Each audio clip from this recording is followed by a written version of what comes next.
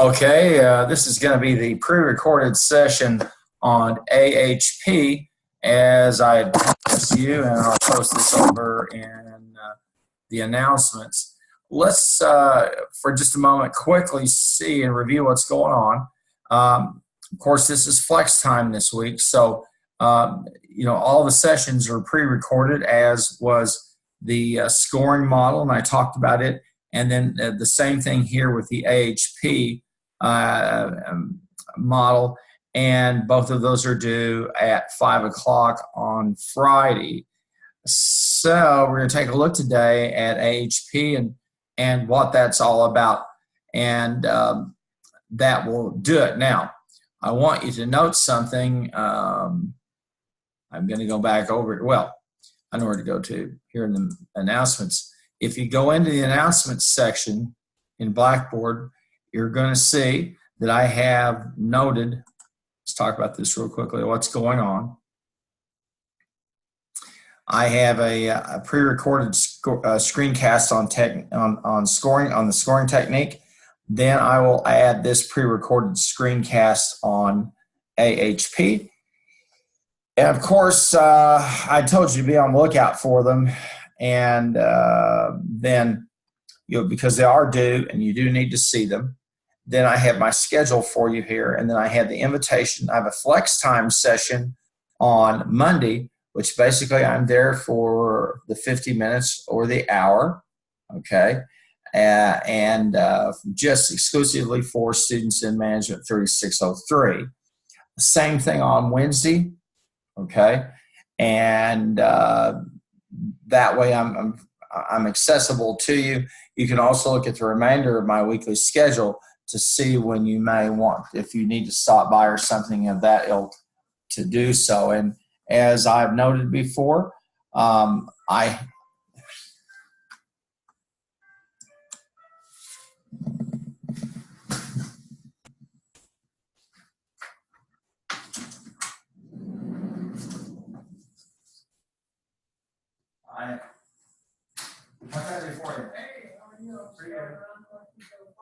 Oh, okay. Hang on. It's $30, right? Yeah, come on. Yeah, come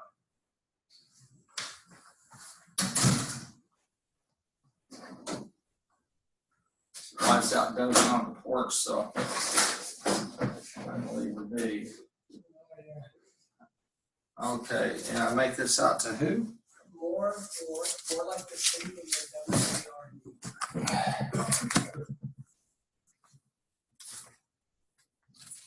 Okay.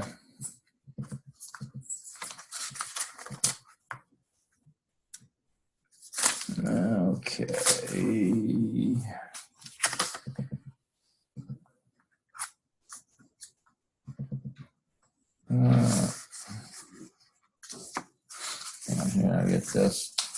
So I'll make this out to more. Okay. Yeah. 2 words. Okay, more, and how I spell the other word? Excuse me. Ward, W-A-R-D. W-A-R-D. More Ward. All right. Flags. And today's 28th. $30. All righty.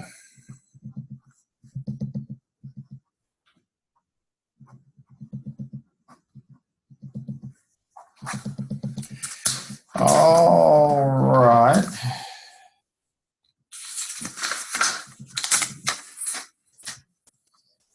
Here you go. Got it for you. All right. All right. Thank you so much for love. Well, it's electronic, but it sounds like a piano. Yeah. Yeah. That's the baby you're in. Wow. Yeah, it's got a little thing. It plays. Will play. You can put cartridges in. It'll play the music, but otherwise you can play it and sound like a regular piano. Well, cool. Well, Yeah. All right. Take care.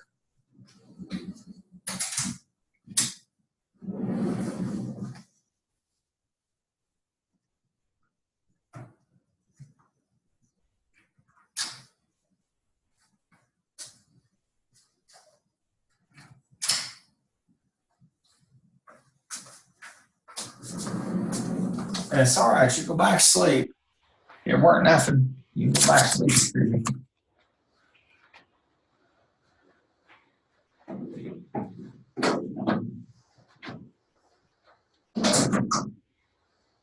Okay.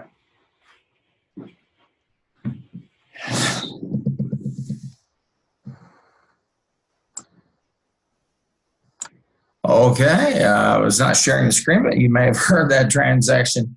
It's the neighborhood Boy Scouts who bought. It's like $30 a year. They put your flag out. They have a nice size flag that they put in front of your yard at various holidays. Okay, there you go. What can I say? I'm love the flag.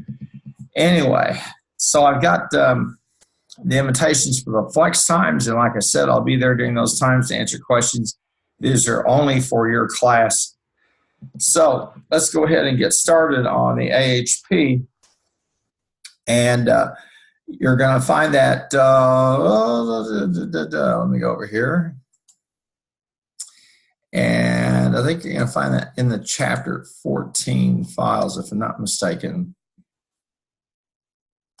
Yep, we're dealing with multi-criteria decision making. We looked at the scoring, and here it is, the analytical hierarchy process. And let's look at that. Here we are. You're going to walk us through this, and basically, this is another one of those multiple decision criteria problems. You know, when we worked with the optimizer, we had an objective function. We wanted to minimize something, maximize it, or we had a target value. And here we've got multiple criteria for our decision making. And this is an individual who's making a decision about purchasing a car. And again, if you are a marketing major at all in this class, you'd be smart to have your ears on and your eyes open, because your ears really open and your eyes open, because this is a very typical way that marketing firms will go about identifying their presentation of a multifaceted product. And this individual's got some relevant things relevant for car selection. Okay.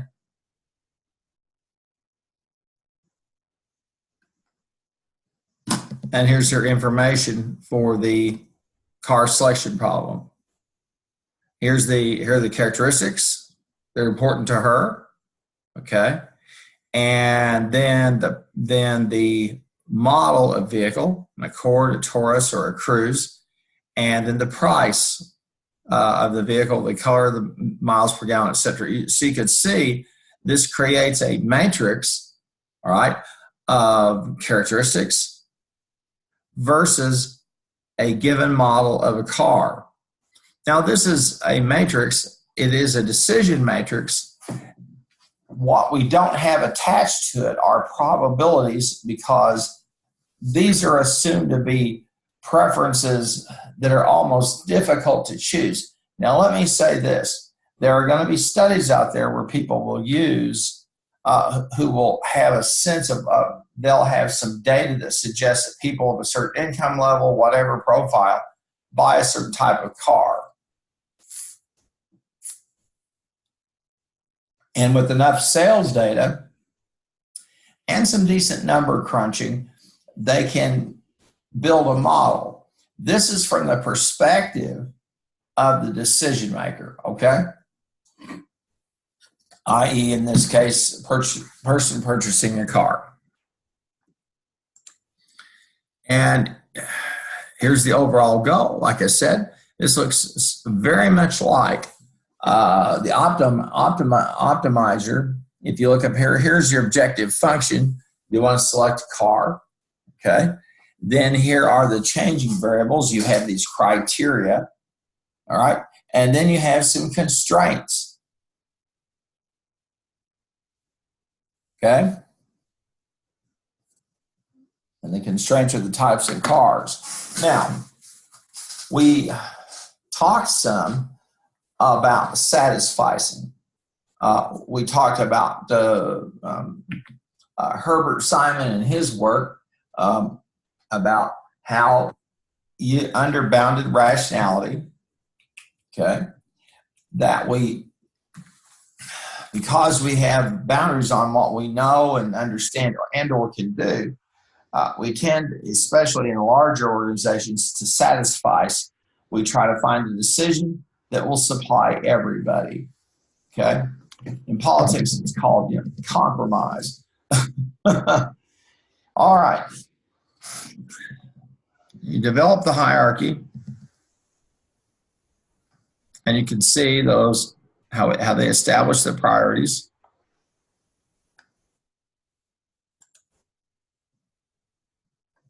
And then they begin what we call pairwise comparisons. This is pretty simply just a set of iterations of comparisons where we look at price, okay, compared to the other three variables. Then we have MPG compared to the other two variables, and then we compared to style. So we're doing comparisons. These are the pairwise comparisons. And then we make some value decisions. And what they've done here is, again, they've used a Likert scale. You'll notice that they talk about it here in table 14.5, strongly more important,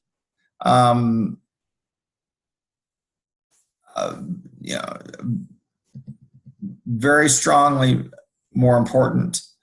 And so they're saying this is more important. So they have a scale that runs from 7, I think, to 1 or 5.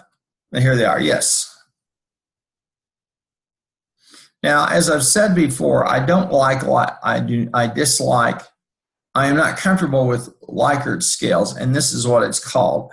I'm not really too comfortable in terms of trying to finally hone ordinal data, which is what ratings are ordinal data, meaning like coordinates, lesser than, greater than. I don't know how you could say that extremely more important is 3 times as important as moderately important. You can't measure it. It's a qualitative thing. And although I would tell marketing people and psychologists will tell you that, well, these scales are remarkably robust, I'm telling you right now, I don't know. I don't know. Okay? But understand that you are working with qualitative data, and you're working with ratio. You're working with ordinal data, and I couldn't tell you how that moderately more important is 3 times as equally more important. And one of the things the authors have done here is between the rating, say like extremely more important, very strongly more important, they've got another figure in the middle of them. They put a median figure and say between the 2, the 4, the 6, and the 8 are what I would call a pseudo median, a middle score. Okay. Again, you can tell I'm skeptical about these. I guess they're useful, but my hunch is if you came back 6 months later, you had gotten something. But again, we're satisficing. We're operating under multi-decision criteria. We're operating under trying to please everybody, or if it's just us, to make a decision that we think appeals the most to us. I can tell you maybe for brand, a vehicle, for example, I know what I want. Gut feeling hits me when I go look at a car lot. I am completely irrational. I don't sit down. I don't look at Consumer's Digest. I don't look at Car and Driver or any of that stuff. It just flies right by me. If I see a vehicle that I like and it's time to get a vehicle, I get it. It's that simple. Because for me, a vehicle is an investment, yes. It's also something that when you make a purchase of it, you better be happy with it, because 3 or 4 or 5 years, however long you want to keep it down the road, you're going to need to be happy with it if you buy it on time, for sure. Okay, well, all that being said, we see the rating scales they've made. This is called the analytical hierarchy process. And then we do the price-wise comparisons.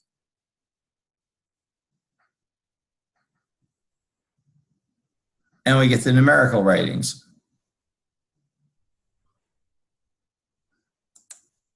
Then you see the matrix. Now look at this goes back up to earlier in the page. Let's look at price versus MPG. When we compared price versus MPG, we found that price was more important criteria. We were moderately, we found prices of moderate importance to us. So it got a numerical rating of 3. And so when you see this, you'll want to run back. But we have these pairwise comparisons, okay? And we've got some diagonal elements where we have each characteristic compared against itself, and those become the zeros. And price versus price is 1, MPG versus not zeros but ones. Okay. And then the authors, here we flip things and to get the remainder of the matrix. Okay, and they go through and they walk us through this. They walk us through this process. Okay. Now, and they walk us through, and over on page, what page is this?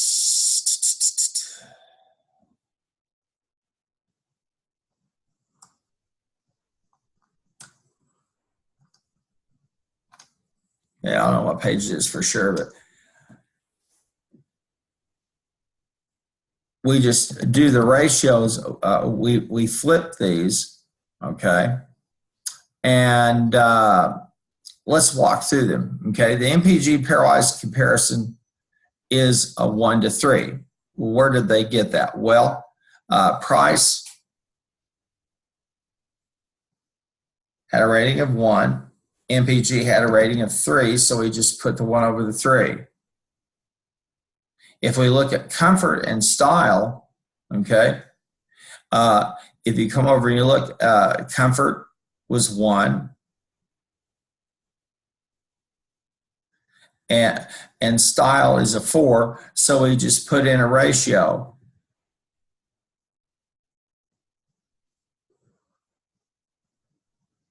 I'm probably going to look at comfort and style. Comfort was 1, style was 2. That's where they get the 1/2. I'm sorry.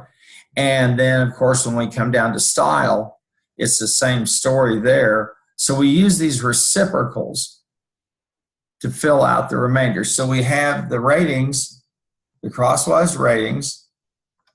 Then we have the diagonal that's formed with each item compared versus itself.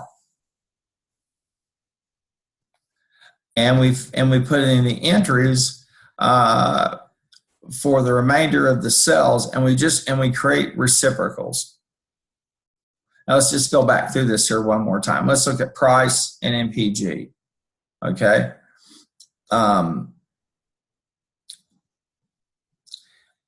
We compared price and MPG. All right. We had a 1 to 3. Okay. And then on comfort and style, we had 2 and 4. All right. And then so for price is 1. So we have the original values up there, 1, 3, 2, 2. And then for MPG, okay, and then for the price versus price, it is a 1. We fill out the diagonal. It's kind of tricky, you just have to follow through it. And then we come down to MPG, and MPG is basically we do the ratio, and price 1 over 3. Okay, and then we have MPG versus comfort. Okay, and we saw that MPG had a rating of 1 here in the diagonal. So versus comfort, it's 4, so we have a 1 over 4. And on style, the same story. And that's how the remainder of that matrix, you're using not the reciprocals, excuse me, you're using ratios.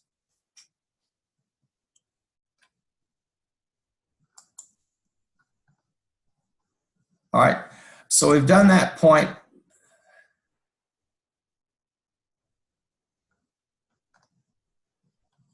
And we walked through getting the diagonal elements and then using the ratios. The math on this, the authors will speak about that. I'll go back down to the module here for a minute.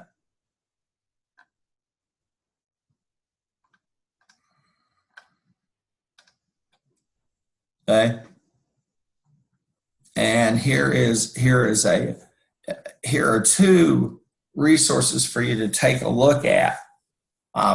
One is the reciprocal lattice. It's a model that's borrowed from the physical sciences. I encourage you to take a look at that. And then weighting by pairwise comparison.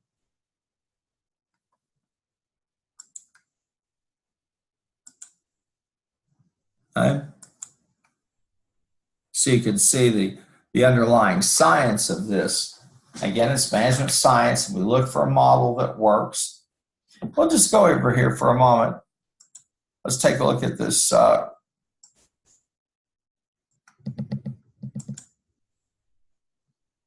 Okay. And here's our old friend, radius. Didn't look familiar. Man, a reciprocal lattice is a tool that's used to look at the kind of sheen that are from a piece of crystal and the scattering possibilities of a piece of crystal. And here's the lattice. And you can see, for example, here's an incident ray. As I said, these are based on scientific principles, and we say, okay, scientific concepts.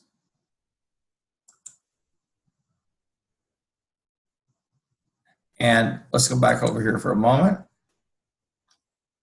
And I have a resource for you on weighting by pairwise comparison.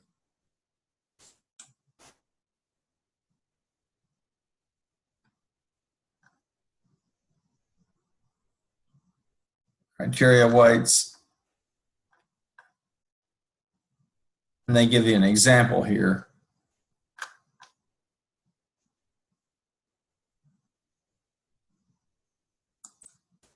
So as I said before, the techniques we use, like this one here, where we started with the ratings, okay? And then we put in the diagonal. That's each thing rated by itself. We still had the empty cells in our matrix. And so we say, okay, let's start with price. Okay? Now remember, we're moving vertically, not horizontally.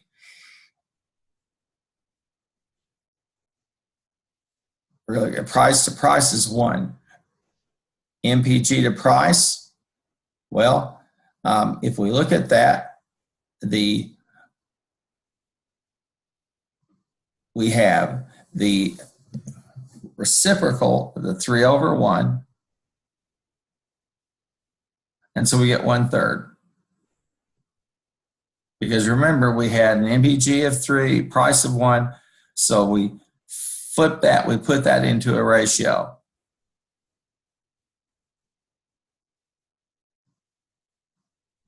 Okay. We're also mixing in some of the semantic preferences we expressed, like some, more important, the 9 semantic. And then let's look at comfort. Okay.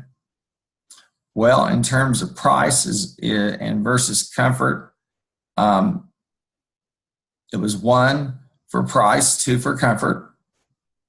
Okay. I'm looking across here, and then I come down and I get the ratio 1 to 2. I always make it a ratio. Okay. And then on style, well, price is rated as 1, style is rated as 2, so we have the ratio of 1/2.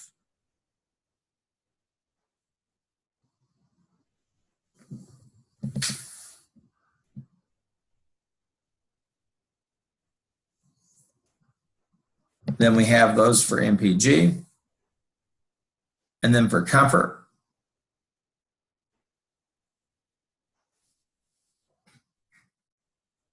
and then for style.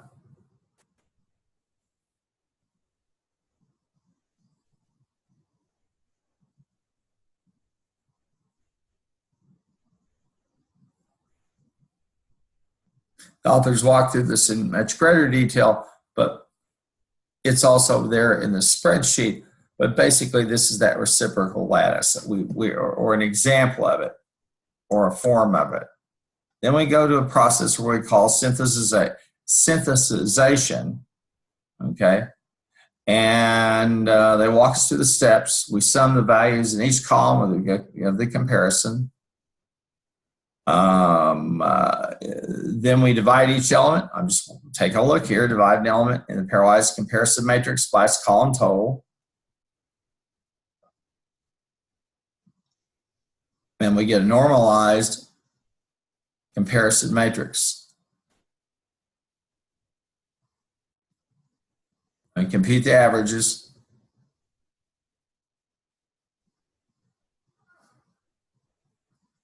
And those become the priorities. So they show us here. We step 1, we sum the values in each column. Okay. Number 2, we divide each element of the matrix by its column total.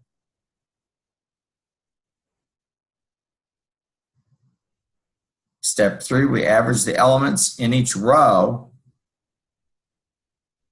to determine the priority. See, we've normalized these scores. And we did it by using ratios.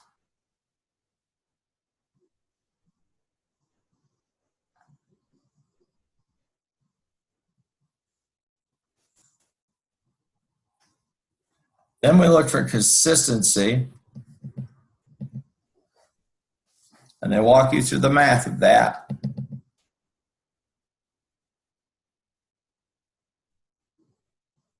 And we get those totals. Go back and say, where did you get in this first row? Where did you get the 0.398? Let's go back. Okay. There's the priority. We see the MPG. We're looking for consistency. And MPG is going to be 0.85.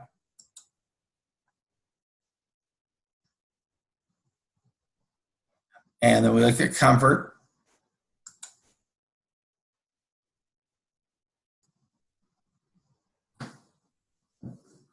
We're just creating a consistency ratio.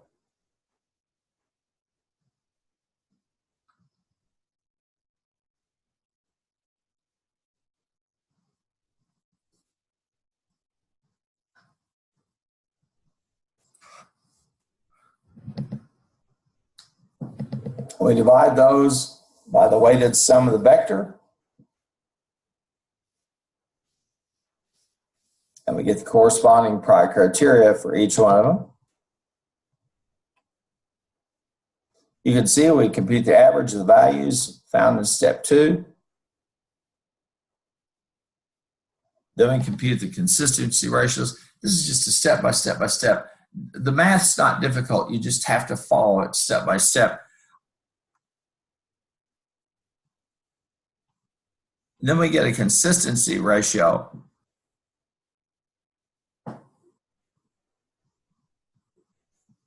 RI is a randomly generated pairwise comparison matrix.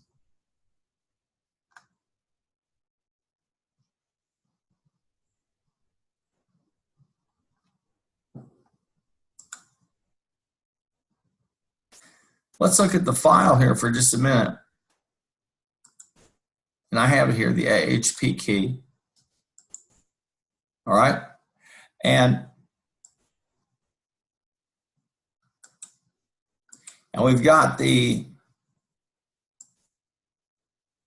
gave you a problem to work. Assume the comparison elements gain 5%, gain a 5% increase in importance, and then use the scenario manager to compute the new priority score per element.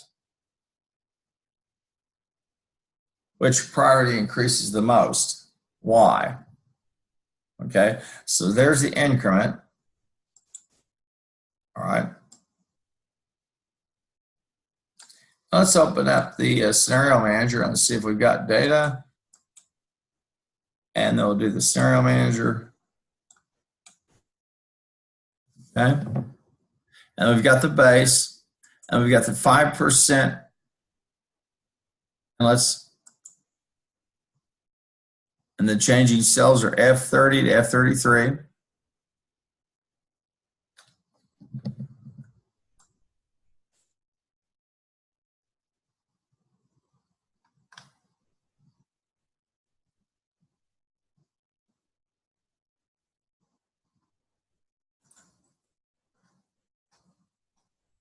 And there we go.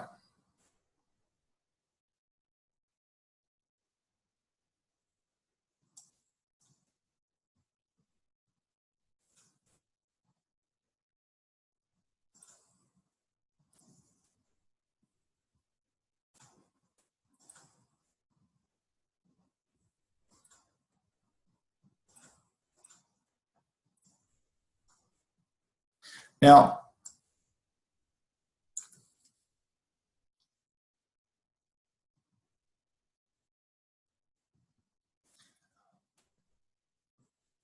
we assume that the comparison elements, okay, gain 5% in importance.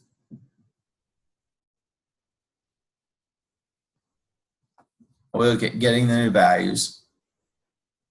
And so we'll do it again here.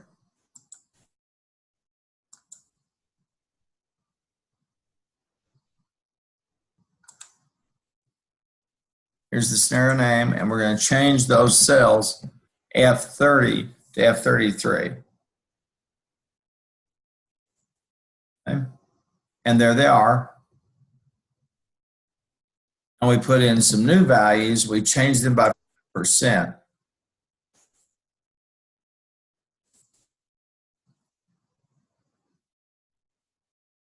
Here's the increment. Then we get the new price.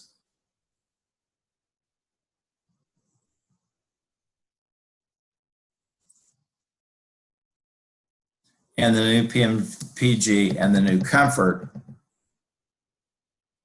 and the new style.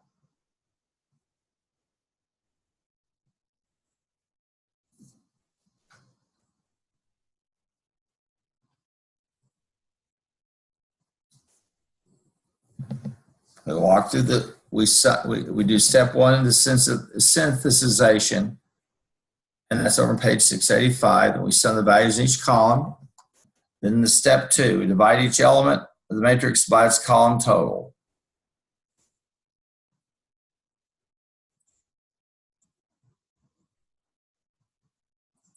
Okay. Then step three, we average elements in each row to determine the priority of each criterion.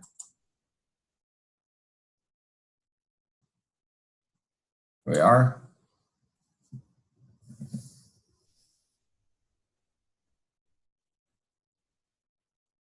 And that gives us the we synthesize them. My brain's not working. Okay? Now we want to do an increment. The comparison elements gain 1.5%.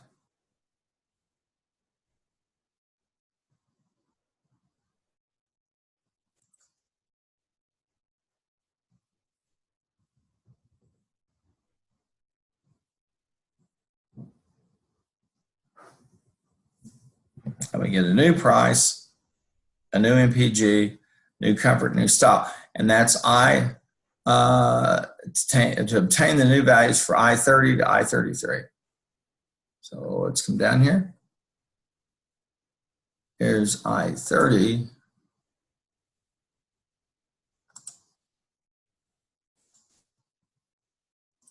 Pardon me, this is I-30.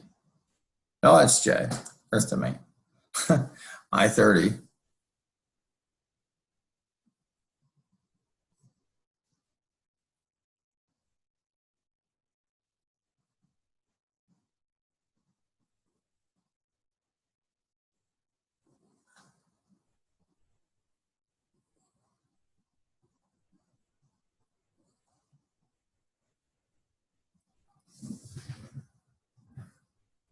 Let's go in the scenario manager one more time. Let's look at it.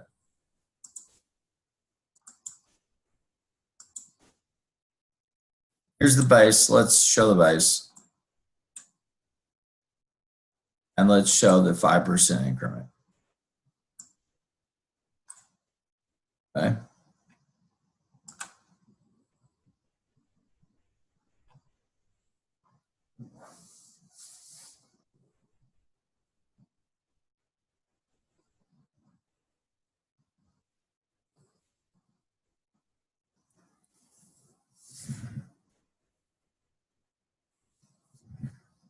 And we see the changes in price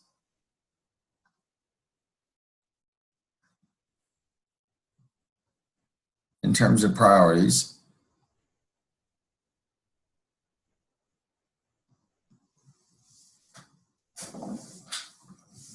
And that's what we end up with.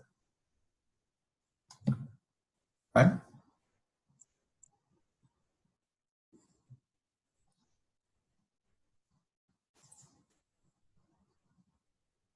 Okay.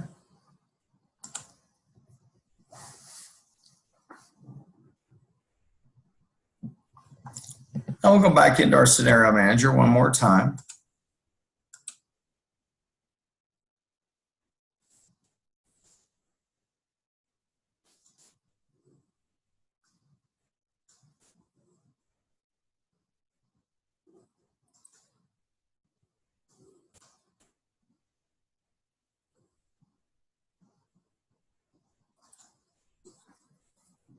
And an F30, let's look at that.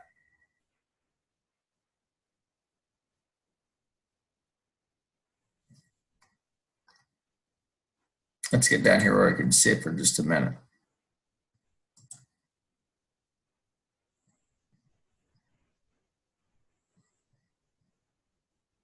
There we go.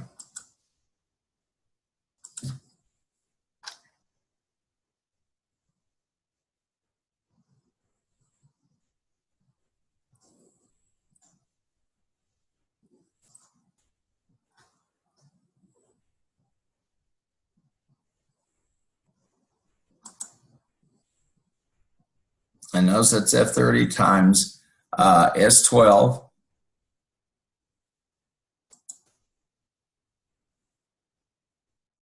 The new price times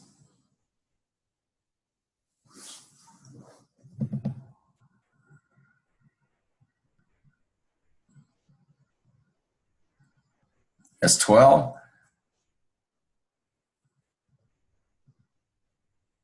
And we end up with the new price, which is 47.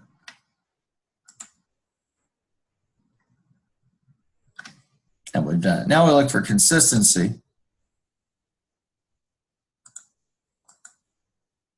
We have the 3 steps here. And I give you an example of how these vectors work in terms of what we get. And it's just simply the consistency ratio, and we walk through it.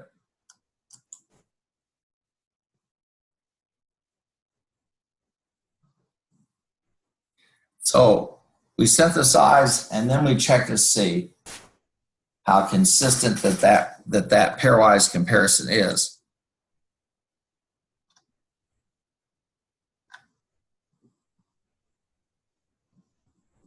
And once we've got a consistency ratio, we can apply,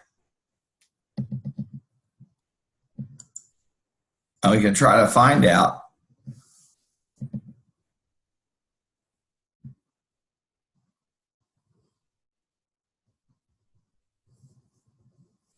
we compare this in terms of standards versus what our authors say, what that ratio should be.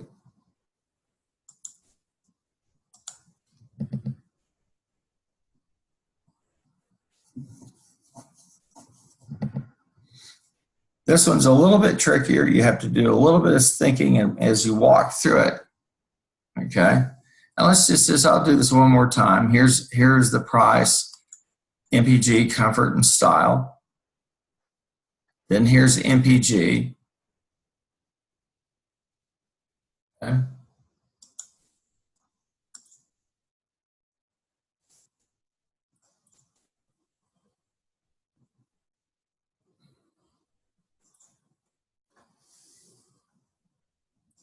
And there's comfort. These will correspond back to the bottom of page 681. And then style.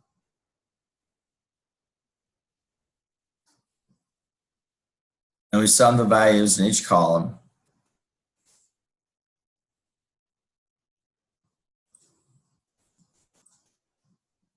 And then we synthesize. We divide each element of the matrix by its column total.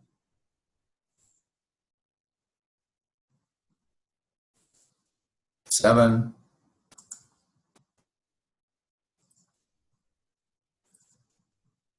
G17.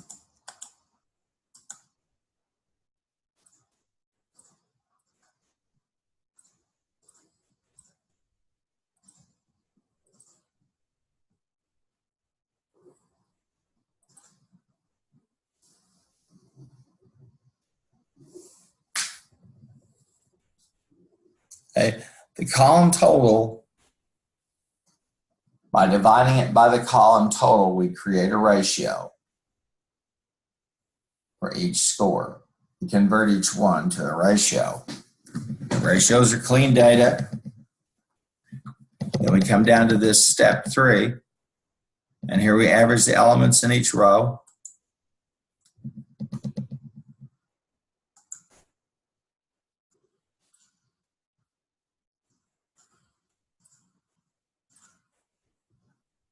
All right.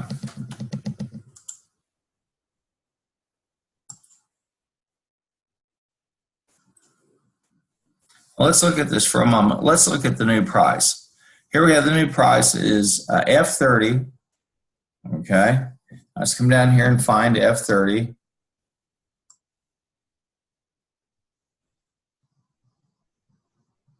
Which is 0.45 times S12, which is the increment. And that gives us the new price, 0.47. You look at the MPG. Again, we take F31. So we're down here looking at MPG times the increment.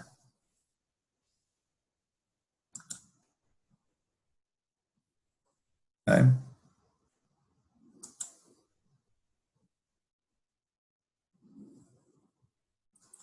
Get that again. We've got F31 times S12. So F31 is going to be MPG. S12, of course, is the increment.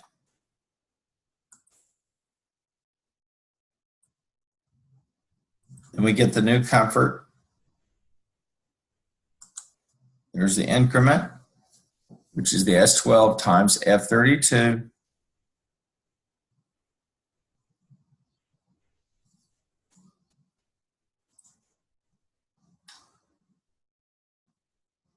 And we get the new comfort. And then on style, we're going to take F33.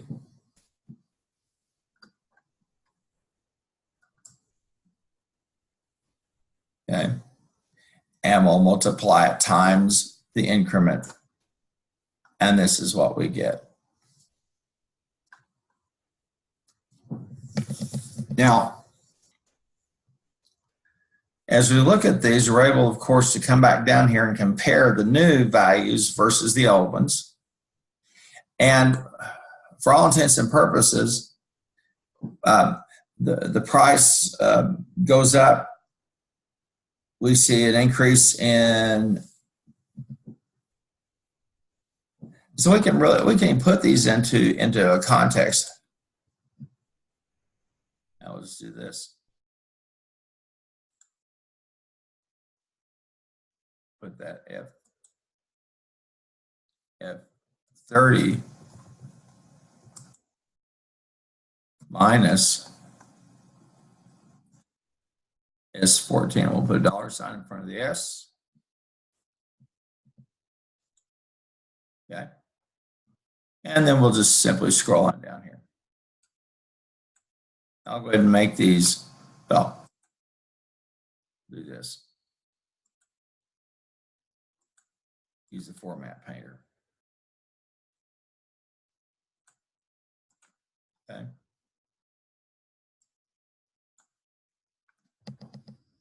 Now notice that price went up 2%, comfort went up 1%, new style went up 1%, but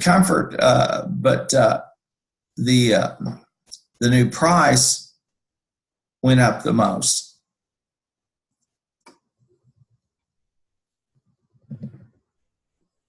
And why? Okay. I give the explanation there. It has the largest base.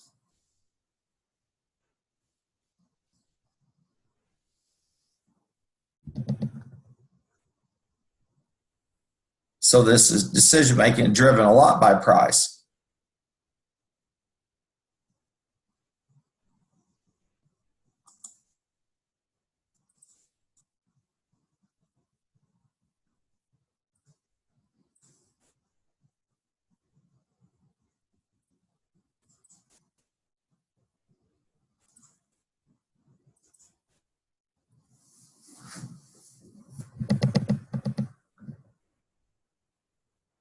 Then the consistency. Let's look at it one more time.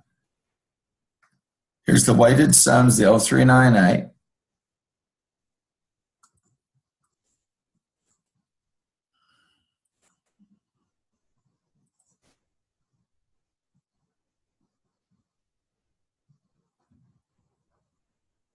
We take the weighted sum. Let's look at step one here and just say we've got the weighted sum. We multiply each value in the first column by the pairwise comparison matrix.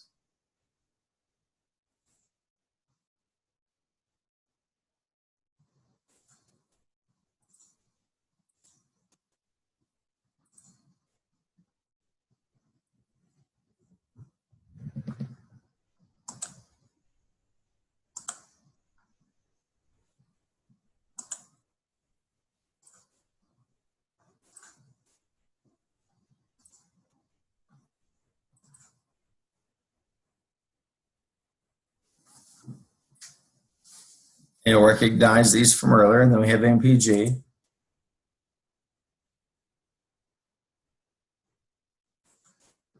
I'll show you something here. I have a little illustration for you. There's some rounding errors, but I get a proof of result over here for the vectors.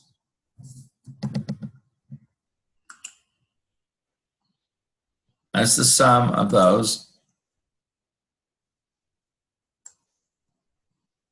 It's the sum of the weighted sums. Okay.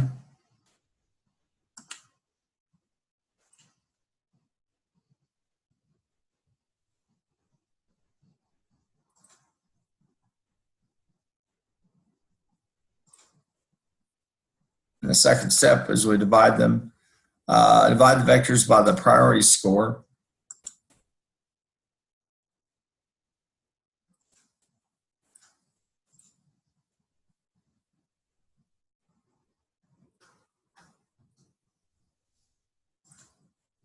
Compute the average.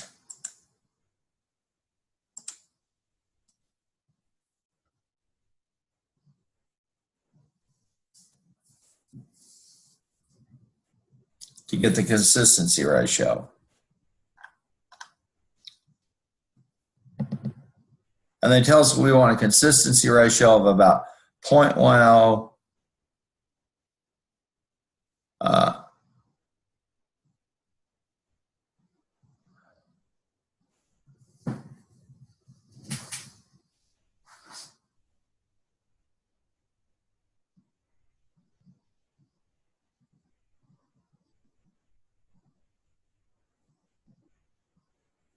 That's pretty much it.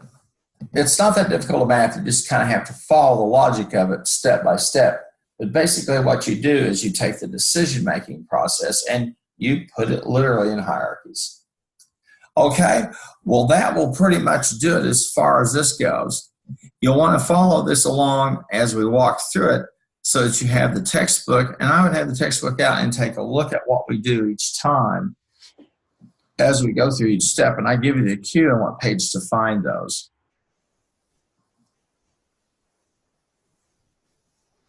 And we do a process of synthesizing these, and then we look for the consistency. How consistent are the ratios?